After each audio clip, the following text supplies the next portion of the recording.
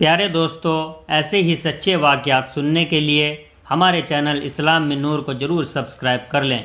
بسم اللہ الرحمن الرحیم۔ کربلا کے میدان میں حضرت حسین کا سر کاٹ کر دشمنوں کا لشکر اپنے بادشاہ یزید کے محل کی طرف چلا۔ محل میں ایک فوجی نے یزید کے سامنے حضرت حسین رضی اللہ عنہ کا کٹا سر رکھ دیا۔ حضرت حسین کا کٹا سر دیکھ کر یزید بہت خوش ہوا اور پھر اس نے اپنے ہاتھ میں ایک چھڑی لے کر حضرت حسین کے سر پر ماری اور کہنے لگا کہ اے لوگو، دیکھ لو، جو بھی میری مخالفت کرے گا اس کا یہی انجام ہوگا۔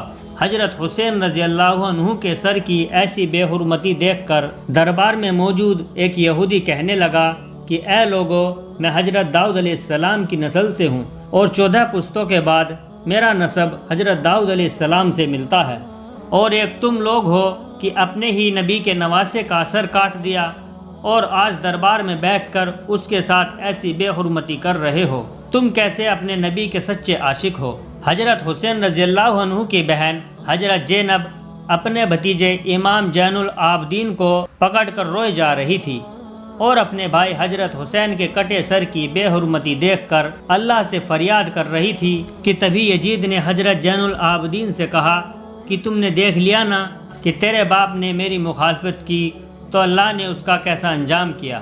اس پر حضرت زین العابدین نے قرآن کی ایک آیت پڑھ کر جواب دیا کہ اے یزید، دنیا میں جو کچھ بھی ہوتا ہے سب میرے اللہ کے حکم سے ہوتا ہے۔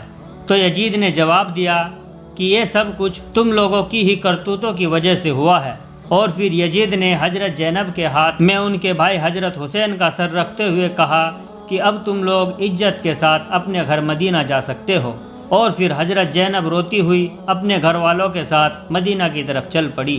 حضرت زینب سارے راستے اپنے بھائی حضرت حسین کا کٹا سر دیکھ کر روتی جا رہی تھی۔ آخر یہ لٹا ہوا قافلہ کئی دنوں کے سفر کے بعد مدینہ پہنچا۔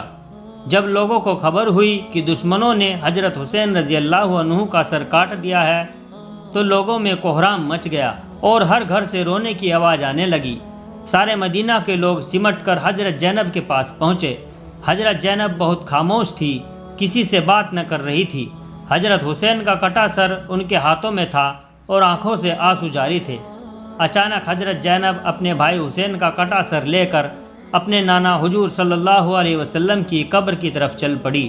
جب حضرت زینب حضور صلی اللہ علیہ وسلم کی قبر پر پہنچی تو آنکھوں سے بے اختیار آنسو بہنے لگے، اور پھر انہوں نے حضور صلی اللہ علیہ وسلم کی قبر کے پاس حضرت حسین کا کٹا سر رکھتے ہوئے کہا کہ جنہیں سن کر سارے مدینہ والے رونے لگے۔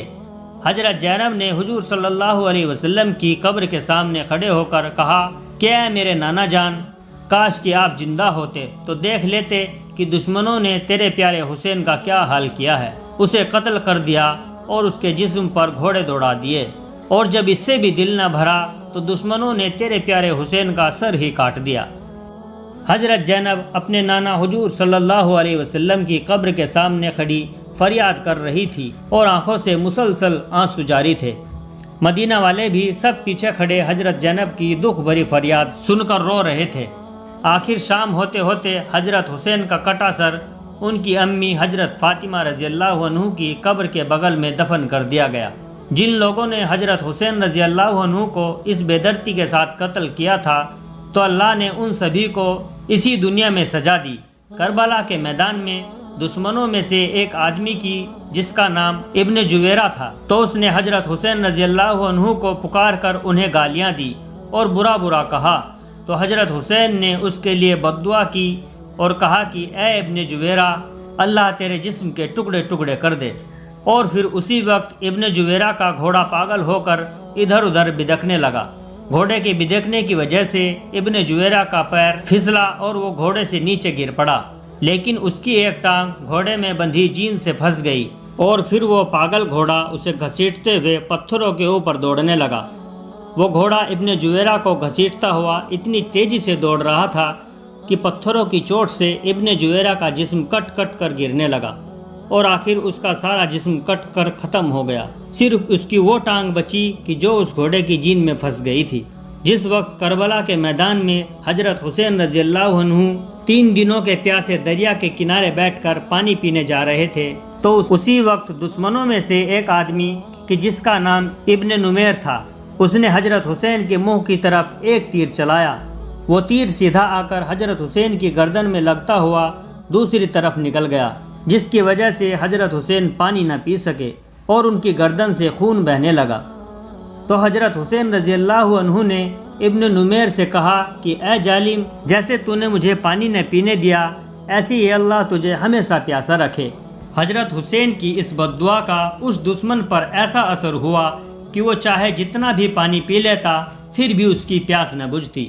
آخر اسی دن شام کو اس نے اتنا پانی پی لیا کہ اس کا پیٹ پھٹ گیا اور اس کی موت ہو گئی۔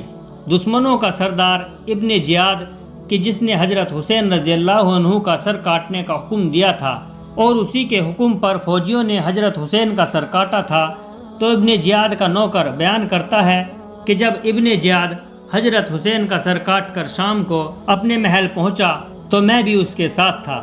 تو جیسے ہی اس نے محل کے اندر قدم رکھا تو اچانک سامنے سے ایک آگ کا شعلہ اس کی طرف لپکا۔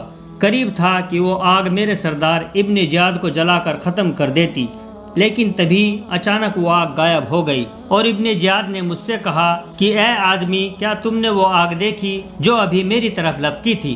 تو میں نے کہا کہ ہاں میرے سردار، مجھے بھی وہ آگ نظر آئی تھی۔ تو ابن زیاد نے مجھ سے کہا کہ یہ بات کسی کو نہ بتانا، اس کو راز ہی رکھنا۔ حضرت سفیان ثوری فرماتے ہیں کہ حضرت حسین کو قتل کرنے والے دشمنوں میں سے میں نے دو لوگوں کا بہت برا انجام دیکھا۔ ایک تو ان میں ایسا آدمی تھا کہ اس کی شرمگاہ اپنے آپ بہت زیادہ بڑھتی جا رہی تھی، اور پھر بڑھتے بڑھتے وہ اتنی لمبی ہو گئی کہ اسے اپنی شرمگاہ کسی چیز سے باندھ کر رکھنی پڑتی، اور وہ شرم سے لوگوں کے بیچ نہ جاتا، اپنے گھر میں ہی بیٹھا رہتا۔ اور دوسرے آدمی کا انجام میں نے ایسا دیکھا کہ اسے اتنی زیادہ پیاس لگتی تھی کہ وہ چاہے سارے دریا کا پانی پی لیتا پھر بھی اس کی پیاس نہ بجھتی۔ آخر ایک دن اس نے اتنا زیادہ پانی پی لیا کہ اس کا پیٹ ہی پھٹ گیا اور اس کی موت ہو گئی۔ حضرت ابو قبیل فرماتے ہیں کہ کربلا کے میدان میں دوپہر کے وقت حضرت حسین کو شہید کیا گیا تھا۔ تو جس وقت حضرت حسین کو شہید کیا گیا تو اچانک سورج گرہن ہونے لگا، اور پھر سورج چھپتے چھپتے اتنا زیادہ چھپ گیا کہ دوپہر کے وقت رات کی طرح اندھیرا ہو گیا اور آسمان میں تارے نظر آنے لگے، اور ہمیں ایسا لگنے لگا کہ شاید قیامت آ گئی ہے۔ امام جوہری فرماتے ہیں کہ جس دن حضرت حسین کو شہید کیا گیا تو اس دن بیت المقدس میں جو بھی کنکر یا پتھر اٹھایا جاتا تو اس کے نیچے تازہ خون ملتا تھا، اور پھر 3 دنوں تک آسمان ایسا لال پڑا رہا کہ ہمیں ڈر لگنے لگا کہ شاید اب قیامت ہو جائے گی۔